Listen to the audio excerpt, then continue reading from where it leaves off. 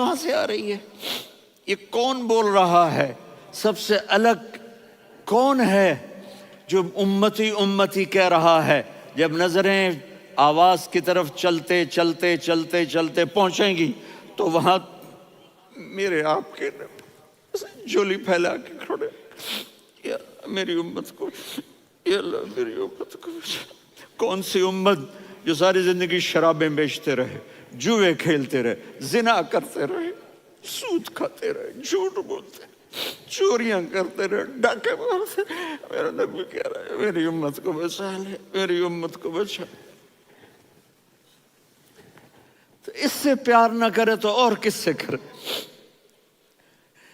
موت پہ رشتے ٹوٹ جاتے، میرے نبی نے اس دن بھی اپنے رشتے کو نہیں توڑا۔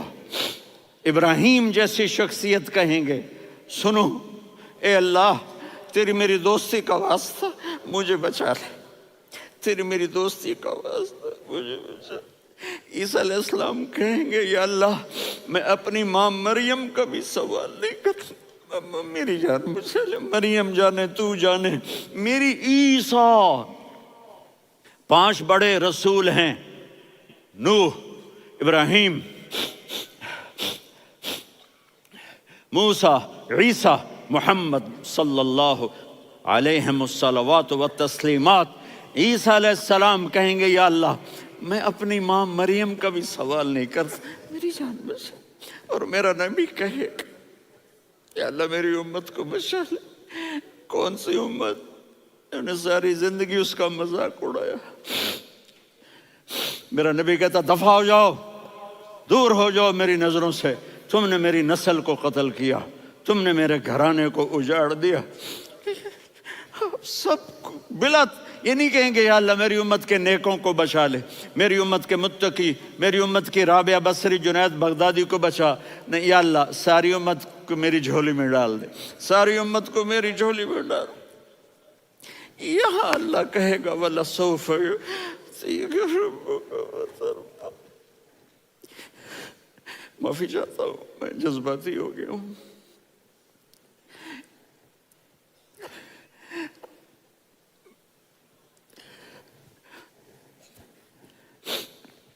میرے بھائی بہنوں، میرے بچوں، تھوڑی سی زندگی ملی ہے، تھوڑی سی زندگی ملی ہے، اپنے حبیب کی زندگی کو اپنا لو۔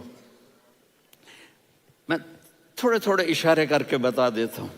جب آپ بیٹے ہیں تو آپ کہہ رہے ہیں کاش میرے ماں باپ زندہ ہوتے، میں ان کی خدمت کرتا۔ پھر فرمایا اور نہیں تو میری ماں تو ہوتی، چونکہ ماں کو دیکھا ہے نا، باپ کو دیکھا نہیں ہے، تو فرمایا کاش میری ماں زندہ ہوتی اور میں عشاء کی نماز کے لیے مصلی پہ کھڑے ہو کے الحمدللہ رب العالمین پڑھ رہا ہوتا، اور ادھر سے میری ماں مجھے بلاتی محمد، تو میں نماز توڑ کے کہتا جی اماں جان میں آ رہا ہوں، نماز پھر پڑھا دوں گا۔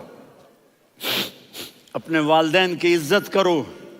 یہاں کا بڑھاپا بڑا خوفناک ہے کہ اولادیں چھوڑ جاتی ہیں اور ماں باپ ٹوائلٹ جانے سے بھی عاجز ہوتے ہیں۔ اپنی ماں کی دعا لو، اپنے باپ کی دعا لو۔ میرے نبی نے فرمایا ہاں عمر میرے بعد ایک آدمی آئے گا، اس کا نام ہوگا اویس، اور وہ کرن کی شاخ سے ہوگا۔ ہو گیا ٹائم؟ اچھا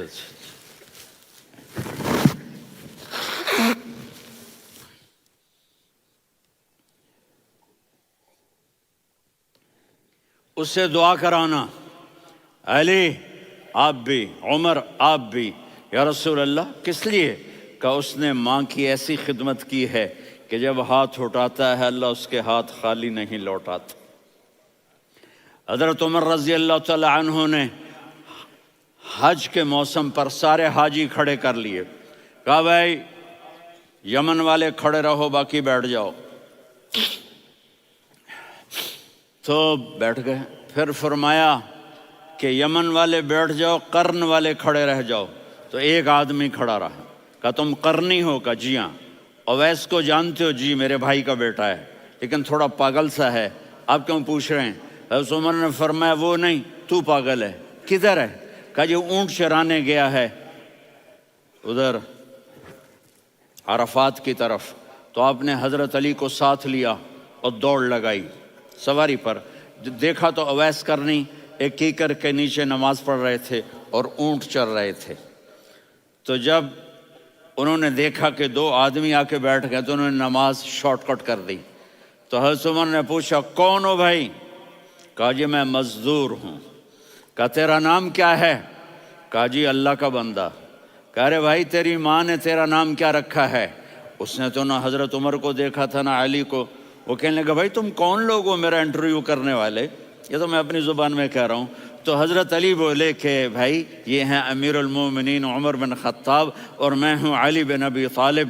تو وہ ایسے کانپنے لگے، میں معافی چاہتا ہوں، میں پہلی دفعہ آیا ہوں، میں نے آپ کو دیکھا نہیں، فرمائیے آپ۔ حضرت عمر نے کہا ہاتھ اٹھا ہمارے لیے دعا کر، تو وہ رونے لگی۔ آپ نبی کے صحابی، میں عاجز مسکین میں دعا کروں؟ میری اوقات ہے میں دعا کروں؟ کہاں، ہمیں ہمارے نبی نے فرمایا تھا اویس آئے تو دعا کروانی ہے۔ عمر اور علی جیسی ہستیوں کو دعا کے لیے کہا جا رہا ہے۔ پیچھے تہجد ہے؟ نہیں۔ جہاد ہے؟ نہیں۔ علم ہے؟ نہیں۔ نماز ہے؟ نہیں۔ روزہ ہے؟ نہیں۔ زکوٰۃ ہے؟ نہیں۔ خیرات ہے؟ نہیں۔ کیا ہے؟ ماں کی خدمت، ماں کی خدمت، ماں کی خدمت۔ میرے نبی نے فرمایا لوگ جنت میں چلیں گے، اویس چلے گا، جب گیٹ پر پہنچے گا تو اللہ کہیں گے اویس کو پیچھے ہٹا دو، باقی اندر چلے جاؤ۔ تو اویس کرنے ڈر جائیں گے کہ یا اللہ جنت کے دروازے پر مجھے پیچھے ہٹا دیا، تو اللہ کہیں گے پیچھے دیکھو، ویسے پیچھے مڑ کے دیکھیں گے تو لوگوں کا مجمع ہوگا جو جہنم میں جا رہے ہوں گے، ایمان والے، گنہگار مسلمان۔ تو میرا اللہ کہے گا اویس اپنی انگلی کو پھیرتا جا، جس جس پر تیری انگلی پڑے گی تیری تو فیل سب کو جنت میں ڈال دوں گا۔ یہ ماں ہے، صرف ڈالر ہی سب کچھ نہیں ہے، یہ ماں ہے۔ میرے نبی نے فرمایا تیرا باپ تیری جنت کا سب سے بڑا دروازہ ہے، اگر تو نے باپ کو ناراض کر کے موت پائی تو تیرے لیے جنت کا دروازہ کھل نہ سکے گا۔ یہ باپ کا مقام ہے۔ پھر آپ نے 11 شادیاں کی، کیوں کی؟ سنو حدیث، ما تزوجت وما زوجت الا بوحی من السماء نزل به جبریل۔ کہا میرے ساتھیوں سنو، اللہ کی قسم میں نے کوئی شادی اپنی مرضی سے نہیں کی، میرے اللہ نے فرمایا یہاں کرو، میں نے کی۔ میں نے اپنی بیٹی وہاں دی جہاں میرے اللہ نے فرمایا۔ تو اتنی شادیاں کیوں کی ہیں؟ ہمیں گھر کی زندگی سمجھانے کے لیے۔ میری بات غور سے سنو، دنیا کا سب سے بڑا رشتہ خاوند اور بیوی ہے، سب سے مقدس رشتہ ماں باپ ہے، لیکن سب سے بڑا رشتہ خاوند اور بیوی ہے۔ جب یہ ٹوٹ جاتا ہے تو پوری نسل برباد ہو جاتی ہے۔ اس لیے آپ نے زندگی گزار کے دکھائی۔ آپ گھر میں جھاڑو دے رہے ہیں، آپ آٹا گوندھ رہے ہیں، آپ حضرت عائشہ کو لقمے بنا کے کھلا رہے ہیں، اور حضرت عائشہ کی دلداری کے لیے فرما رہے ہیں عائشہ، سننا حدیث طبرانی کی، عائشہ انہو لیہون علی الموت ان اریتک زوجتی فی الجنہ۔ عائشہ مجھے جب سے پتا چلا ہے نا کہ تو جنت میں میری بیوی ہے تو مجھے تو مرنے کا شوق لگ گیا ہے۔ اللہ کی قسم ہمیں سکھانے کے لیے تھا۔ جس نے اللہ کو دیکھ لیا ہو اسے عورت کی کیا خواہش رہ جاتی ہے۔ یہ ہمیں سکھانے کے لیے تھا کہ سب سے زیادہ عزت بیوی اپنے خاوند کو دے، خاوند اپنی بیوی کو دے۔ ہن لباس لکم وانتم لباس لہن، تمہاری بیوی تمہارا لباس ہے، اور اللہ بیوی سے کہتا تیرا خاوند تیرا لباس ہے۔ آپ نے 11 گھروں کو کس طرح آباد کیا، کس محبت سے کیا کہ 2 مہینے چولہا نہیں جلتا اور کسی کی زبان پر شکایت نہیں۔ یہ حسن سلوک، یہ محبت۔ حضرت عائشہ کی عمر تھوڑی تھی، جہاد کے سفر سے واپسی ہو رہی، تو آپ نے صحابہ سے کہا بھی چلے جاؤ سارے آگے چلے گئے، تو صرف آپ دونوں رہ گئے۔ تو آپ نے کہا عائشہ دوڑ لگائیں، سبحان اللہ. حضرت اما عائشہ نے نہیں کہا میرے نے عائشہ دوڑ لگائیں؟ میں کہا جی لگائیں. تو کہنے لگے ہم نے دوڑ لگائی. تو کہنے لگے میں آگے نکل گئی آپ پیچھے رہ گئے. چند سال گزرے تو پھر ہم جہاد کے سفر سے آ رہے تھے تو آپ نے کہا صحابہ سے جاؤ بھی چلے جاؤ آگے آگے آگے آگے. وہ غائب ہو گئے. پھر آپ نے کہا عائشہ دوڑ لگائیں؟ تو میں نے کہا جی لگائیں. کون دنوں ذرا میں موٹی ہو گئی تھی تو جب دوڑ لگی تو میرے نبی آگے نکل گئے میں پیچھے رہ گئی. تو ہم نے کہا ہاذہ بتلک عائشہ تو میں اب برابر ہو گئے. ایک دوڑ تم نے جیتی ایک دوڑ میں نے جیتی. یہ ہمیں گھر کی زندگی سکھانے کے لیے تھا کہ گھر میں بیوی کے ساتھ کیسا ہونا چاہیے.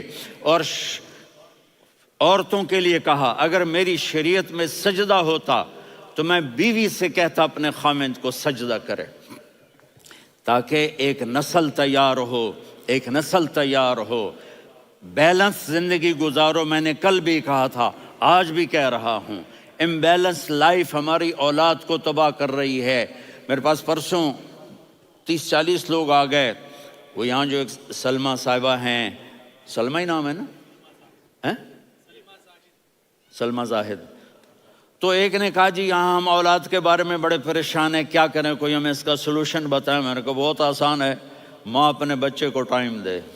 نصیحت کی بات نہیں کر رہا ہوں, ٹائم دے. میں نے کل آپ کو شکل بنا کے دکھایا تھا کہ میرے نبی حسن حسین کو کمر پہ بٹھا کے کمرے میں چکر لگاتے ہیں. اتنے بڑے ہستی اتنے بڑے نبی اور بچوں کے لیے وقت نکال رہے ہیں اور ان کو لے کر گھوم رہے ہیں. پھر دونوں بھائیوں کو اتار دیتے اور ان کی بہن زینب کو بٹھاتے اور پھر کمرے میں چکر لگاتے. پھر فرماتے تمہارا اونٹ کیسا ہے. ایک دفعہ آپ سجدے میں گئے, فرض نماز فرض اور سجدہ لمبا, اتنا لمبا ہوا کہ صحابہ سمجھے اللہ کے نبی فوت ہو گئے. عبداللہ بن مسعود فرماتے ہیں میں پہلی صف میں تھا تو میں نے یوں کر کے دیکھا بھئی چکر کی ہے تو دیکھا دونوں بھائی حسن حسین میرے نبی کی کمر پہ چڑھے ہوئے تھے اور میرے نبی نے سجدے سے سر نہیں اٹھایا. یہ کام کرو تو بچے تم سے پیار کریں گے. تم کہتے ہو بچے ہم سے ڈرتے نہیں. میں نے کل بھی کہا تھا ڈائن نہ بنو ماں بنو, تھانے دار نہ بنو باپ بنو. تو انہوں نے ایسے ہاتھ آگے کیا کہ میں بچوں کو نیچے اتاروں. تو مجھے دیکھنا آپ نے یہاں سے ایسے سجدہ ہوتا ہے نا تو آپ نے ادھر یا ادھر سے دیکھا کہ ایک ہاتھ آگے آ رہا ہے میرے بچوں کو اتارنے کے لیے تو آپ نے سجدے میں یوں کیا.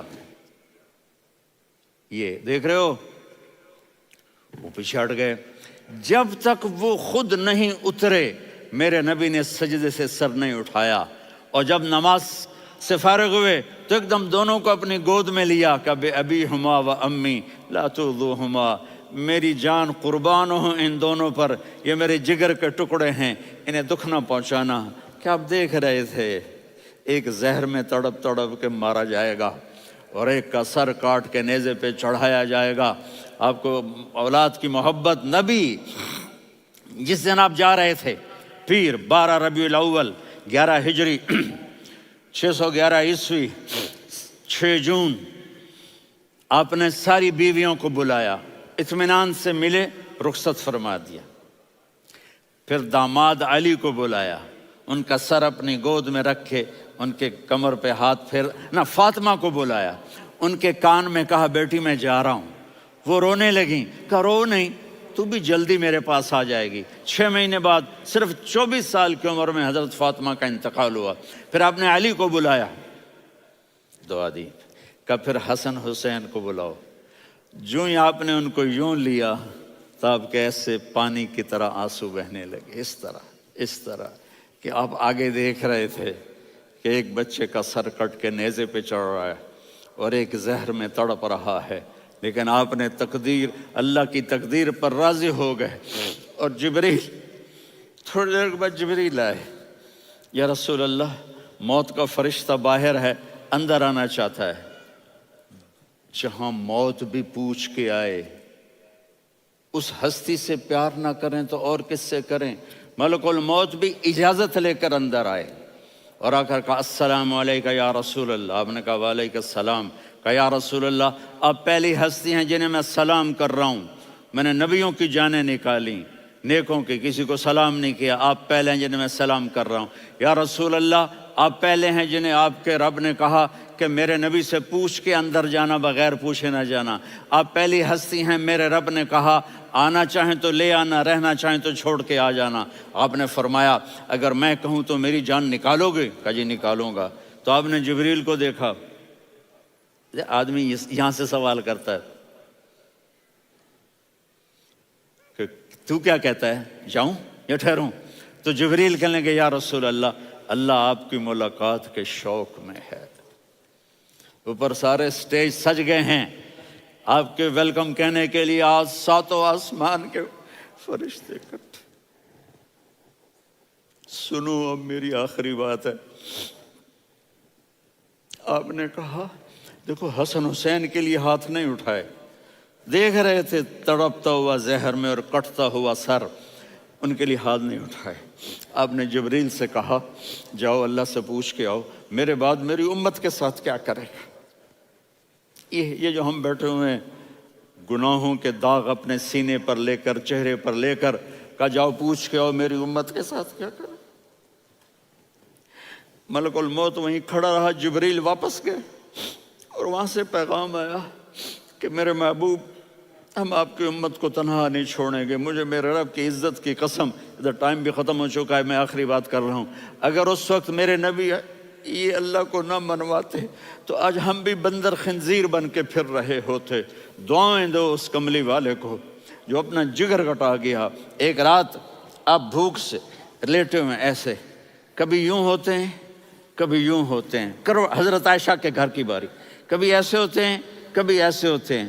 پھر ایک دم آپ آگے ہوئے اور وہ جو چارپائی کی لکڑی ہوتی اس پر اپنے پیٹ کو یوں رکھا اور ایسے جھک گئے، یوں جھک گئے. حضرت عائشہ بے قرار ہو کے کھڑی ہو بیٹھ گئے. یا رسول اللہ یہ آپ کیا کر رہے ہیں، یہ کیا کر رہے ہیں؟ کیا کر رہے تھے؟ معدے کو کٹھا کر رہے تھے، بھوک کی شدت.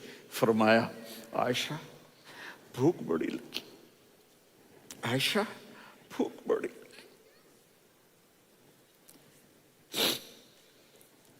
جس کے لیے کائنات بنائے عائشہ بھوک بڑی لگی.